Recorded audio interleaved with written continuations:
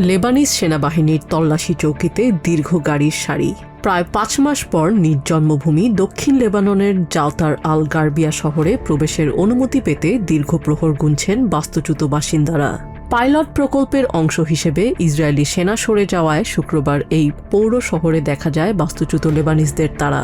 এলাকাটিতে বর্তমানে অবিস্ফোরিত গোলা ও মাইন মুক্ত করার কাজ চালাচ্ছে লেবাননের সেনাবাহিনী।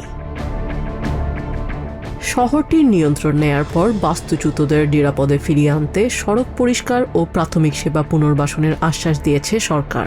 অন্যদিকে দীর্ঘ প্রতীক্ষার পর নিজ বাড়িতে ফেরার আশায় সেনা চেকপোস্টে অপেক্ষা করছে ইসরায়েলি আগ্রাসনে বসতবাড়ি হারানো অসংখ্য পরিবার। ঘরবাড়ি হারিয়ে নিঃস্ব হলেও নিজেদের জন্মভূমিতেই স্থায়ীভাবে থেকে যেতে চান ফিরতি পথ ধরা সাধারণ মানুষ। প্রায় ৫ মাস ধরে আমরা এই বিশেষ মুহূর্তটির জন্য অপেক্ষা করছিলাম। অবশ্যই আমরা ভেতরে গিয়ে আমাদের গ্রামের অবস্থা দেখতে চাই। আজ যে ভেতরে যেতে পারছি এতেই আমরা আনন্দিত।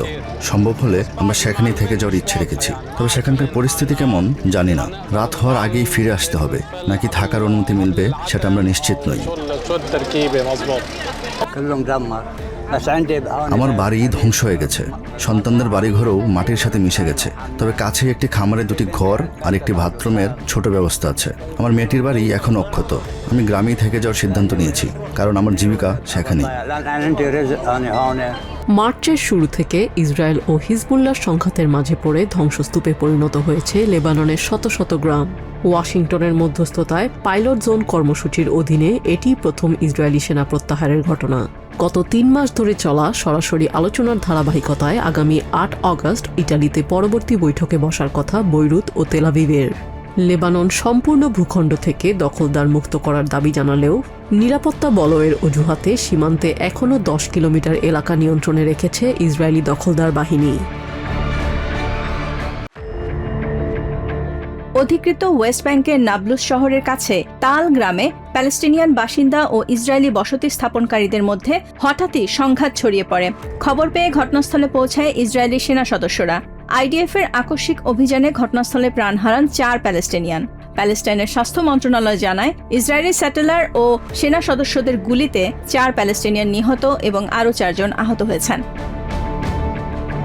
স্থানীয় প্যালেস্টাইনিয়ানদের দাবি, ভোরের আলো ফোটার পরপরই একদল অবৈধ স্যাটেলার তাদের গ্রামে প্রবেশ করে একটি বাড়িতে হামলা চালায়। এরপরই দফায় দফায় সংঘর্ষ বাধে।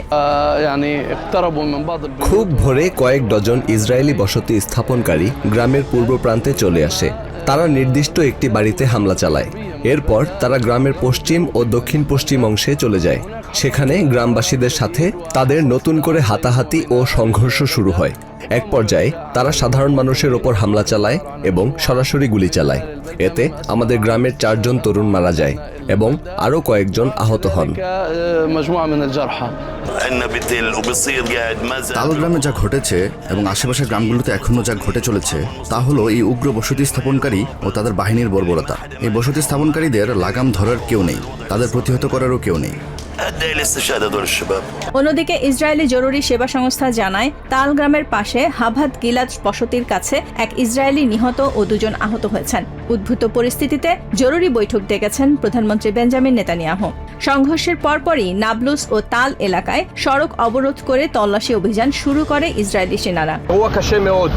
এটি অত্যন্ত মর্মান্তিক এবং কঠিন একটি ঘটনা। আপাতত আমরা আহতদের উদ্ধার ও সরিয়ে নেয়ার কাজ শেষ করেছি। কয়েকজনকে ঘটনাস্থলেই চিকিৎসা দেওয়া হয়েছে। ইসরায়েলি সামরিক বাহিনীর দাবি, প্যালেস্টিনিয়ান শহর নাবলুজের দক্ষিণ পশ্চিমে হাইকিংরত ইসরায়েলি বেসামরিক নাগরিকদের ওপর হামলার খবর পাওয়ার পর সেখানে তাদের সেনা পাঠানো হয়। আইডিএফ বলেছে, একজন প্যালেস্টিনিয়ান স্থানীয় নিরাপত্তা কর্মীদের কাছ থেকে অস্ত্র চুরি করে ইসরায়েলি বেসামরিক নাগরিকদের ওপর গুলি চালায়। এর আগে বৃহস্পতিবার নাবলুজের পূর্বাঞ্চলীয় সালিম গ্রামে বসতি স্থাপনকারীদের সাথে এক সংঘাতের জেরে ইসরায়েলি বাহিনীর গুলিতে 2 প্যালেস্টিনিয়ান তরুণ নিহত হয়েছেন এবং আহত হয়েছেন 1 ইসরায়েলি। ঘটনার পর প্যালেস্টিনিয়ানদের কৃষি জমিতে আগুন ধরিয়ে দেয় উগ্র ইসরায়েলি বসতি স্থাপনকারীরা। জাতিসংঘ ও ইসরায়েলি মানবাধিকার সংস্থাগুলোর তথ্য মতে, ওয়েস্ট ব্যাংকে সাম্প্রতিক সময়ে ইসরায়েলি বাহিনী ও বসতি স্থাপনকারীদের সহিংসতা চরম আকার ধারণ করেছে। চলতি বছরই ইসরায়েলি বাহিনী ও স্যাটেলারদের হামলায় এ পর্যন্ত অন্তত 82 জন প্যালেস্টিনিয়ান প্রাণ হারিয়েছেন, যার মধ্যে 21 জনই নিহত হয়েছেন বেসামরিক ইসরায়েলি বসতি স্থাপনকারীদের হামলায়। শিক্ষামন্ত্রী ধর্মেন্দ্র প্রধানকে অবিলম্বে পদত্যাগ করতে হবে, এই দাবিতে আন্দোলন চালিয়ে যাচ্ছে ভারতের শিক্ষার্থীরা। পরিস্থিতির গুরুত্ব বিবেচনায় শুক্রবার দুপুরে নয়াদিল্লির কনস্টিটিউশন ক্লাবে ককরোচ জনতা পার্টি সিজেপির মুখপাত্র আশুতোষ রঙ্কা ও সৌরভ দাসের সাথে 2 ঘণ্টাব্যাপী বৈঠক করেন স্বাস্থ্যমন্ত্রী জেপি নাড্ডা এবং বিজ্ঞানমন্ত্রী জিতেন্দ্র সিং। বৈঠকে শান্তিপূর্ণ আন্দোলনকারীদের ওপর পুলিশের আইনি ব্যবস্থা না নেয়া এবং আত্মহত্যা করা শিক্ষার্থীদের পরিবারকে ক্ষতিপূরণ দেওয়ার ইস্যুতে নীতিগত সায় দিয়েছে কেন্দ্র। কিন্তু শিক্ষামন্ত্রীর পদত্যাগের চূড়ান্ত সিদ্ধান্ত জানাতে 24 ঘণ্টার সময় চেয়েছে নরেন্দ্র মোদী সরকার। এর ফলে চলমান সংকট নিরসনে শনিবার বিকেলে আবার 3য় দফার আলোচনায় বসবে দুই পক্ষ। আমরা শিক্ষামন্ত্রীর পদত্যাগের বিষয়ে সরকারের সাথে বিস্তারিত আলোচনা করেছি। এই দাবির বিষয়ে চূড়ান্ত সিদ্ধান্ত জানাতে সরকার শনিবার দুপুর পর্যন্ত সময় চেয়েছে। আমরা সরকারকে স্পষ্ট জানিয়েছি সারা দেশে এই বিক্ষোভ ছড়িয়ে পড়েছে, যা দিন দিন আরও জোরালো হবে। ধর্মেন্দ্র প্রধান দ্রুত পদত্যাগ না করলে এই আন্দোলন আরও বিশাল রূপ নেবে। তাদের 3টি মূল দাবি এবং পরীক্ষা ব্যবস্থা নিয়ে 5টি সংস্কার প্রস্তাব ছিল। আমরা তাদের বলেছি সরকারের অভ্যন্তরে আলোচনার পর শনিবার বিকেলে আমরা আবারও বৈঠকে বসব এবং সরকারের সিদ্ধান্ত তাদের জানিয়ে দেব। একদিকে যখন বৈঠকে দর কষাকষি চলছে, অন্যদিকে রাজধানীর যন্তর মন্তরে প্ল্যাকার্ড ও ব্যানার হাতে সরকার বিরোধী স্লোগানে মুখর আন্দোলনকারীরা। গত 20 জুলাই মার্চ টু পার্লামেন্টের পর আন্দোলন রুখতে সরকারের নানা আশ্বাস সত্ত্বেও শিক্ষামন্ত্রীর সরাসরি পদত্যাগ ছাড়া রাজপথ ছাড়তে নারাজ জেনজিরা।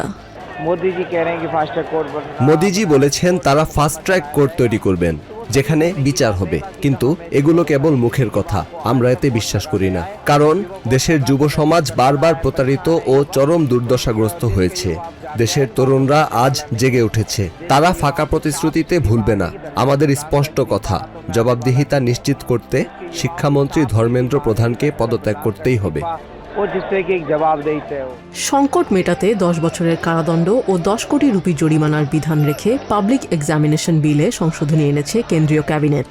পাশাপাশি কেন্দ্রের লিখিত আইনি আশ্বাসের পর হাসপাতালে টানা 26 দিনের আমরণ অনশন ভেঙেছেন শিক্ষাবিদ সোনম ওয়াংচুক। তবে সরকারের এই পদক্ষেপে আশ্বস্ত নয় বিরোধী দলগুলো।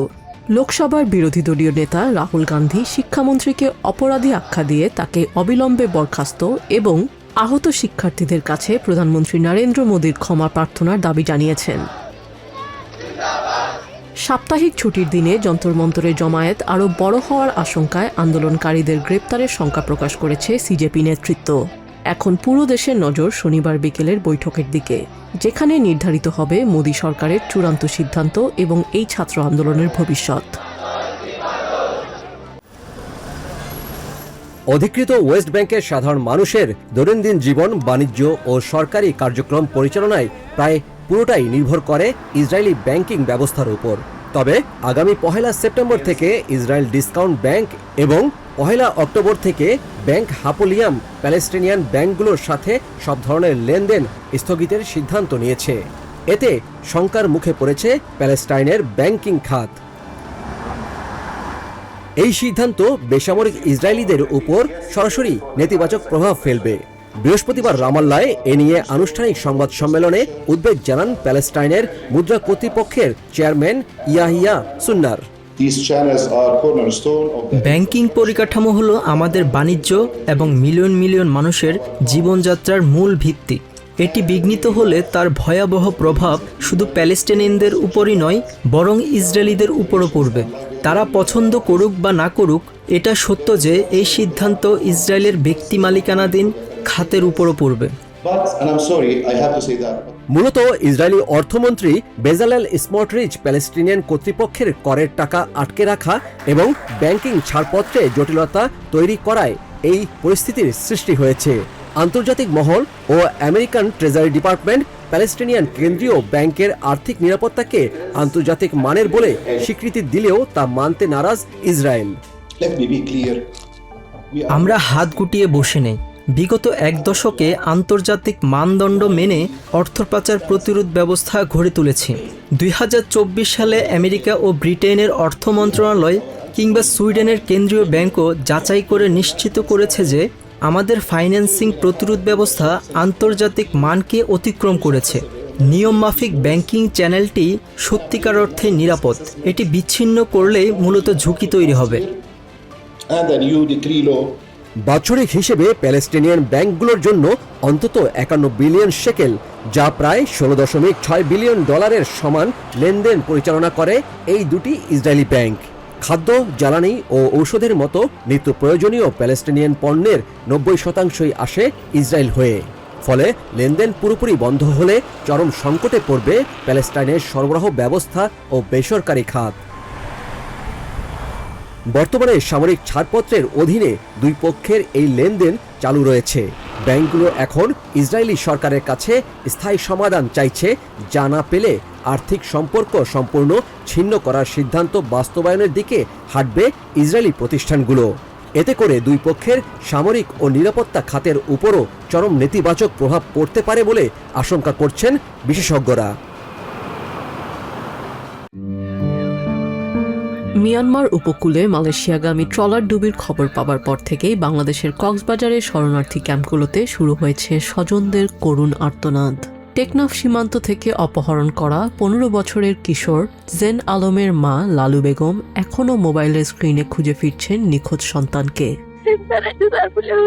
আমার ছেলেকে ক্যাম্প থেকে টেকনাফে নিয়ে গিয়ে পাচারকারীদের কাছে বিক্রি করে দেয়। পরে তারা ওকে নিয়ে যায় মিয়ানমারে। 4 দিন পর আমার ছেলের খবর পাই। পাচারকারীরা ফোন করে বলে ছেলেকে ফেরত পেতে হলে 1.5 লাখ টাকা পাঠাতে হবে। আমার ছেলের সাথে ফোনে কথা বলতে দিলে সে কেঁদে কেঁদে আমাদেরকে টাকা পাঠাতে বলছিল, কিন্তু পরে তারা জানায় সীমান্ত বন্ধ হয়ে যাওয়ায় আমার ছেলেকে আর ক্যাম্পে ফেরত পাঠানো সম্ভব না।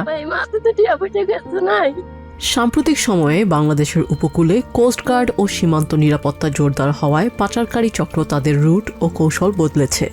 বাংলাদেশ থেকে সরাসরি ট্রলার ছাড়তে না পেরে তারা ক্যাম্প থেকে কিশোরদের অপহরণ করে মিয়ানমার সীমান্তে নিয়ে গিয়ে সেখান থেকে জোর করে তুলে দিচ্ছে মালয়েশিয়াগামী ঝুঁকিপূর্ণ ট্রলারে।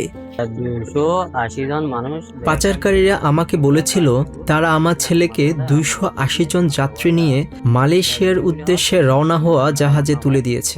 কিন্তু গত 4 দিন ধরে পাচারকারীরা আমার মোবাইলে অডিও বার্তা পাঠাচ্ছে যে আমার ছেলে সাগরে অন্যদের সাথে মারা গেছে এবং আমি যেন এখন তার জানাজার ব্যবস্থা করি। এ বিষয়ে জাতিসংঘ নিশ্চিত করেছে বঙ্গোপসাগর ও আন্দামান সাগরে ঘটে যাওয়া দুটি ট্রলার ডুবিতে অন্তত 500 রোহিঙ্গা নিহতের আশঙ্কা রয়েছে।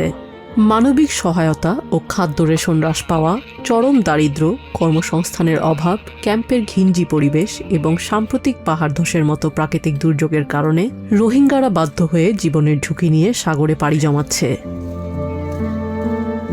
আন্তর্জাতিক সংস্থা ও মানবাধিকার কর্মীদের মতে কেবল উপকূলীয় নিরাপত্তা বাড়িয়ে এই মানব পাচার বন্ধ করা সম্ভব নয়। ক্যাম্পের নিরাপত্তা জোরদার করার পাশাপাশি আন্তর্জাতিক সীমান্ত অতিক্রম করে সক্রিয় থাকা চক্রগুলোর বিরুদ্ধে সমন্বিত পদক্ষেপ না নিলে বঙ্গোপসাগরের এই মর্মান্তিক মৃত্যু মিছিল থামানো সম্ভব না।